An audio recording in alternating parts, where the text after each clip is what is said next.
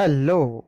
Mechanical properties of फ्लुइड्सचं आजचं आपलं 9वं session आणि या सेशनमध्ये आपण अभ्यास करणार आहोत effect of impurity and temperature on the surface tension.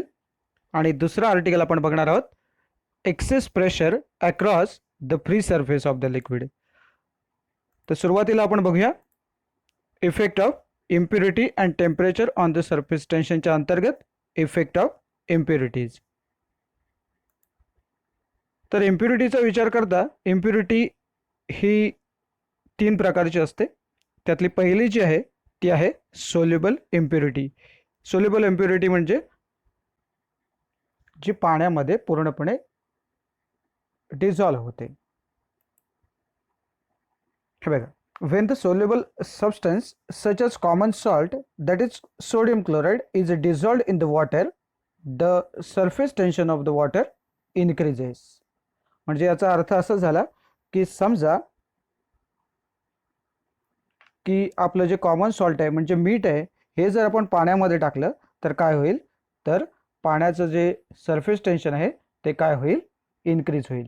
म्हणजेच आपण असं म्हणू शकतो when soluble impurity is added to the water or liquid the surface tension of the liquid increases.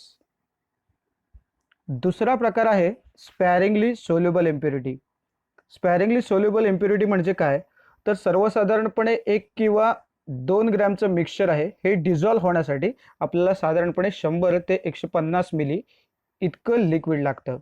So अशा प्रकारचं जे मिक्सचर असेल त्याला आपण स्पॅरिंगली सोल्युबल मिक्सचर असं म्हणतो आणि ही जी इम्प्युरिटी आहे ती आहे स्पॅरिंगली सोल्युबल इम्प्युरिटी. मग समजा असं जर मिक्सचर आपण ॲड केलं तर काय होईल बघा, when a sparingly soluble substance such as phenol or a detergent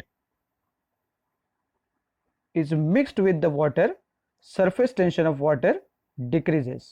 म्हणजे इथे काय झालं होतं, surface tension of water increase झालं होतं आणि इथे surface tension of water decrease झाले. तर यानंतर आपला तिसरा जो प्रकार आहे तो आहे insoluble impurity.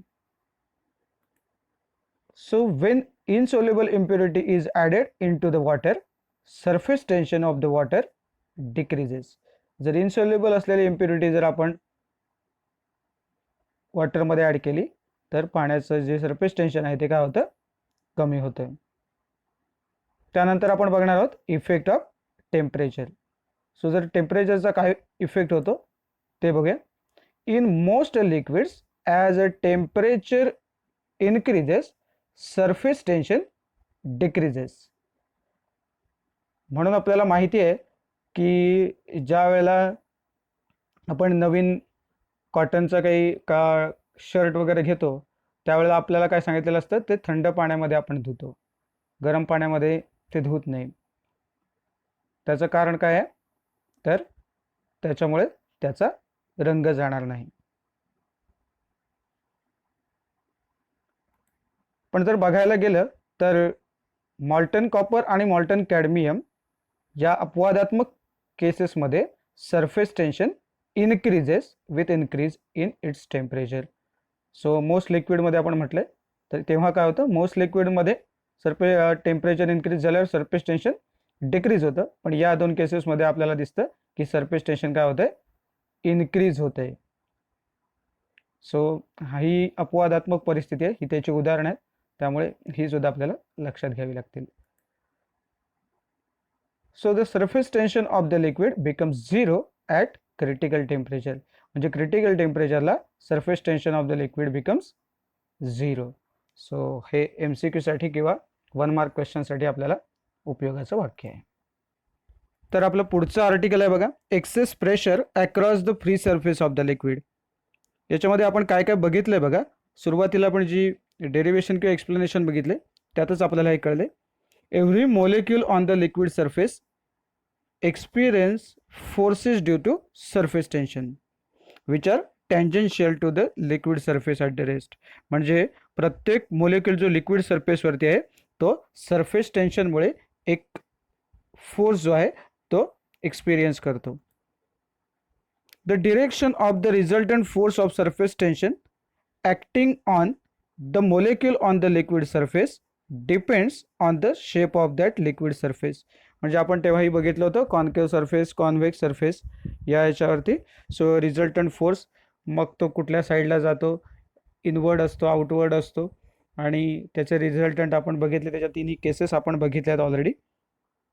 So the direction of resultant force of surface tension acting on the molecule on the liquid surface depends on the shape of that liquid surface. म्हणजे त्या लिक्विड सरफेसचा जो शेप आहे त्याच्यावरती काय अवलंबून आहे, तर the direction of resultant force. त्यानंतर बघा, दिस force also contributes in deciding the pressure at a point just below the surface of the liquid. म्हणजे हा जो फोर्स असणार आहे resultant force, it also contributes in deciding the pressure at the point just below the surface of the liquid. म्हणजे इथे आपण comparison करू शकतो की त्या वॉटर लेवलला किंवा तो जो लिक्विड सरफेस आहे त्याच्या थोडासा वरच्या साईडला असलेला पॉईंट तिथलं असलेलं प्रेशर आणि त्याच्या जस्ट बिलो असलेला पॉईंट तिथे असलेलं प्रेशर, हे आपण कम्पेअर करू शकतो. तर याच्यासाठी सुद्धा आपल्याला जसं मागच्या वेळी बघितलं तसे आपल्याला तिथे 3 केसेस बघावे लागतील. तर सुरुवातीला आपण पहिली केस बघूया, प्लेन लिक्विड सरफेस. सो इथे काय म्हटलं बघा, figure shows planar free surface of the liquid. In this case the resultant force due to the surface tension on the molecule at B is 0. The force Fa itself decides the pressure and pressure at A and B is the same. So पहिल्यांदा आपण ती figure काय आहे ती बघूया आणि त्याच्यानंतर बघूया. तर हे बघा, इथे ती सिच्युएशन आहे बघा, सरफेस जो आहे तो प्लेन आहे. So planar free surface of the liquid. In this case resultant due to the surface tension on the molecule B is 0. So या पॉईंट बी वरती असणारा रिझल्टंट फोर्स जो आहे तो 0 असणार आहे आणि त्याच्यामुळे the force F A itself decides the pressure.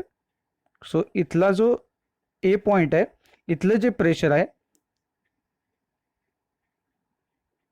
So हा जो फोर्स आहे हा फोर्स म्हणजेच आपलं इथलं प्रेशर असणार आहे आणि मग pressure at A and B is same. कारण आपण इथे असं कन्सिडर करतोय की ए आणि बी हे जवळजवळ पॉईंट आहेत, म्हणजे एक फक्त जस्ट अबाव दिस सरफेस आणि एक जस्ट बिलो. त्याच्यामुळे जो आपण एच रो जी असं आपण फॉर्म्युल्यामध्ये बघतो, P is equal to H rho G, तर ही जी हाईट आहे ही काही फारशी जास्तीची नाही आहे. दोन्ही पॉईंट अगदी लगत आहेत, फक्त एक जस्ट बिलो म्हणजे जरासं पाण्यात आहे आणि एक just above the liquid surface. त्यामुळे दोघांमध्ये अगदी किंचित अंतर आहे, त्यामुळे जो हाईट फॅक्टर आहे एचचा हा इथे येणार नाही आणि त्यामुळे the pressure at A and B is same. त्यानंतर जी दुसरी केस आहे आपली ती आहे convex liquid surface.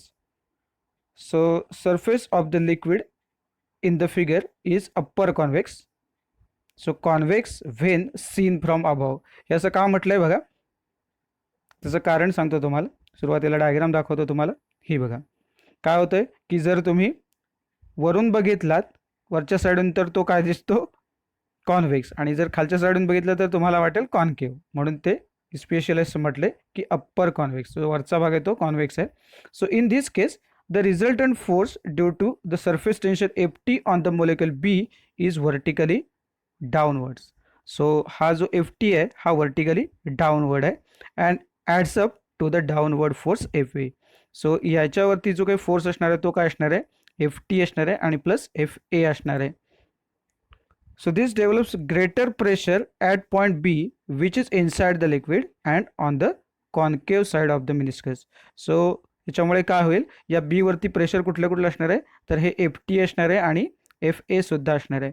So greater pressure असणार आहे ॲट पॉईंट बी, जो कुठे आहे point which is inside the liquid आणि कुठे आहे, on the concave side of the meniscus. So हा वरची जी साईड ती आपण तिकडून आपण जेव्हा बघतो तेव्हा आपण काय म्हणतो, सो कॉन्व्हेक्स आहे आणि ही जी साईड आहे ती आपली काय आहे, कॉन्केव्ह साईड आहे. So on the concave side म्हणजे बीची पोझिशन थोडक्यात इथे सांगितलेली आहे की which is inside the liquid and on the concave side of the meniscus.